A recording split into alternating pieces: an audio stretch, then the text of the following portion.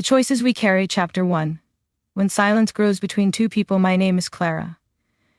If you had asked me 10 years ago to describe myself, I would have told you I was lucky. Blessed, even. I was married to David, a man who had been my college sweetheart, who used to write me notes on napkins and slip them into my textbooks. We had a cozy apartment overlooking the city park, a cat named Oliver, and a rhythm of life that felt steady, reliable. But love has a way of changing when no one is watching. David was a financial analyst, and his work began to devour him. At first, I told myself it was temporary. Just one more project, one more deadline, one more late night at the office. But those nights multiplied, stretching into months, then years. Our dinners together turned into silence, forks scraping against plates like the only language left between us. When I asked, "How was your day?" he would respond, "Fine," without looking up from his phone. I started to feel invisible in my own marriage. Once, I stood in front of the mirror, brushing my hair, and wondered aloud, would he even notice if I disappeared? The loneliness didn't arrive all at once. It seeped in like water under a door. Slowly, silently, it drowned the woman I had once been, the one who believed in love stories, in happily ever afters. And then came Ethan.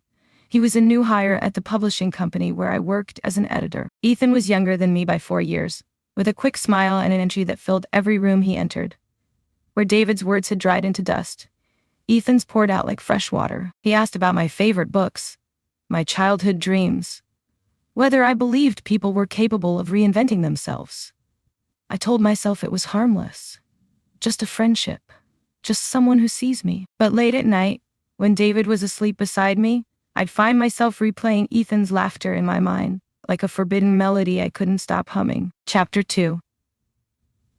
The fire and the ashes the night everything changed was during our company's annual gala.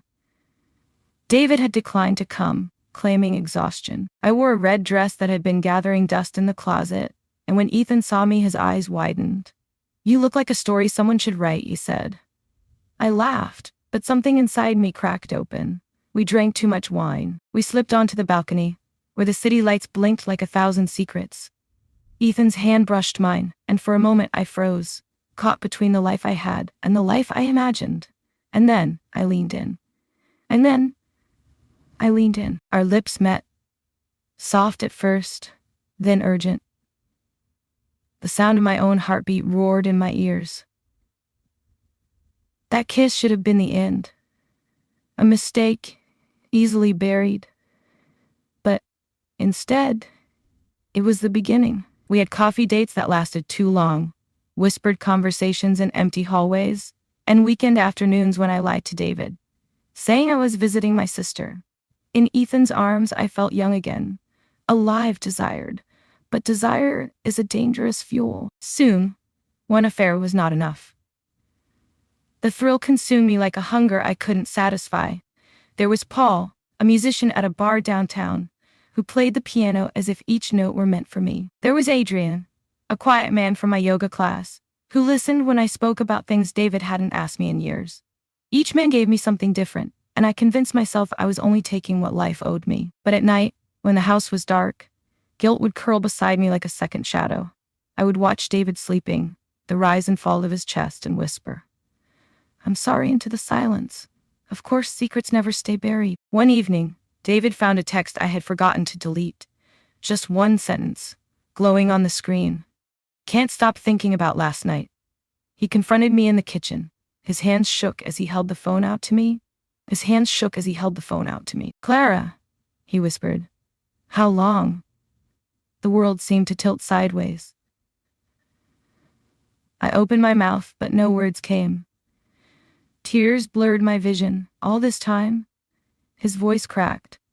I reached for him, but he stepped back, as if my touch burned. That was the night our marriage shattered. The apartment echoed with absence, his coat missing from the rack, his laughter gone from the walls, even the smell of his cologne fading like a ghost. I tried to drown the silence with distractions, nights out, fleeting flings, noise, but nothing filled the hollow inside me. One morning, I sat at the kitchen table, staring at a cold cup of coffee, and realized I had become someone I didn't recognize. The woman who once dreamed of a lasting love was gone. In her place stood a stranger who had traded loyalty for moments of passion, who had mistaken desire for meaning. I began therapy, hesitant at first, but desperate. My therapist, a soft-spoken woman named Dr. Monroe, asked me once, "Clara, what were you searching for in all those men?" The question hit me harder than any accusation David had ever spoken. I wasn't searching for them. I was searching for myself. It took months, maybe years, to untangle the knots inside me. I learned that the loneliness I felt wasn't just about David. It was about the parts of me I had abandoned. My need to be heard, to be valued, to be honest about what I wanted. Slowly, painfully, I began to rebuild. I started writing again, something I hadn't done in years. I spent weekends with my sister, long walks in the park with Oliver the cat padding alongside us. I stopped chasing validation in fleeting embraces and started finding it in my own reflection. Years later, love found me again.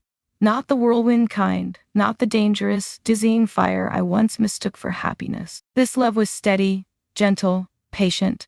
His name was Michael, and he saw me not as a fantasy, not as an escape, but simply as Clara, flawed, scarred, but real.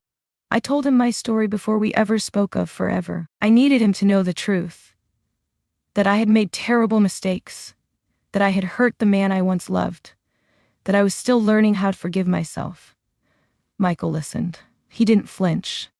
He took my hand and said, "We are more than our worst choices." And for the first time, I believed it. Epilogue.